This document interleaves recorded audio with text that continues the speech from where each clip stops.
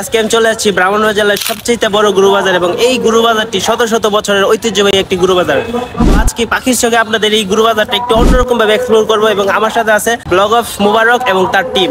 তো চলুন আজকে আমরা সবাই মিলে আপনাদেরকে এই গরু বাজারটা একটু অন্যরকম ভাবে এক্সপ্লোর করি এবং এই গরু বাজারের অবস্থা কেমন, দাম কেমন, সবকিছু বিস্তারিত নিয়ে থাকছে এই ভিডিও। তো সুইলপুরে এবং কি ব্রাহ্মণবাড়িয়া ভাই ব্রাদাররা যারা আছেন ভিডিওটা শেয়ার করে সবার মাঝে ছড়িয়ে দাও, বিশেষ করে এই ভিডিওটা আমার প্রবাসী ভাইদের জন্য। আপনারা ভিডিওটা কে কোথা থেকে দেখতেছেন অবশ্যই কমেন্ট করে জানাবেন আর শেয়ার করে দিবেন। তো চলুন ভিডিওটা শুরু করি।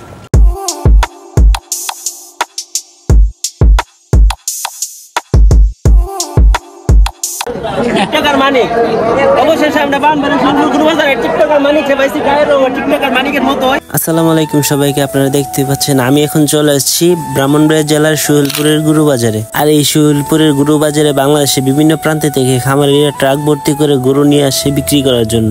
শুধু যে ঈদের জন্য এই বাজার জমে এমনটা না, ব্রাহ্মণবাড়িয়া সদরের মধ্যে এটাই একমাত্র বাজার যেটা নাকি প্রতি বৃহস্পতিবার শত শত গরু নিয়ে জমে ওঠে। আর এই বাজারটি কুমিল্লা সিলেটের মহাসড়কের পাশেই। আর আজকে হচ্ছে বৃহস্পতিবার, বাজারে মোটামুটি ভালোই গরু ছিল, তবে অন্যান্য দিন থেকে একটু কমই গরু ছিল এবং মানুষের কাছ থেকে জানতে পারলাম দাম নাকি মোটামুটি ভালোই কম ছিল।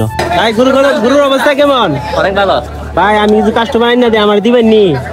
কত দিবেন? মাশাআল্লাহ, 1000 বলতে ভাই। গরু কাইডে আপনি কোথেকে আনছেন গরুটা? কোনে ব্রাহ্মণবাড়িয়া রে? গরুটার দাম চাইতেছেন কত?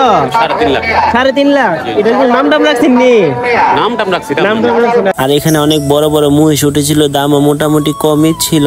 তার মধ্যে এই মহিষটা সব থেকে বড় ছিল, এটার দাম নাকি 12 লাখ টাকা। তবে মহিষটা বেশ বড়ই ছিল। তারপর আমার ভাই মুবারক ভাই এবং তার টিমমেটদেরকে নিয়ে পুরো বাজারটা ঘুরে দেখলাম এবং আপনাদের মাঝে কিছু ড্রোন ফুটেজ তুলে ধরলাম। তো আজকের ভিডিওটা কেমন হয়েছে জানাবেন এবং আজকের বাজারে কে কে গিয়েছিলেন কমেন্ট করে জানাবেন এবং ভিডিওটা শেয়ার করে দিন। আর ব্রাহ্মণবাড়িয়া জেলার সুন্দর সুন্দর ভিডিও দেখতে আমাকে ফলো দিয়ে রাখুন। তো আল্লাহ হাফেজ, টাটা।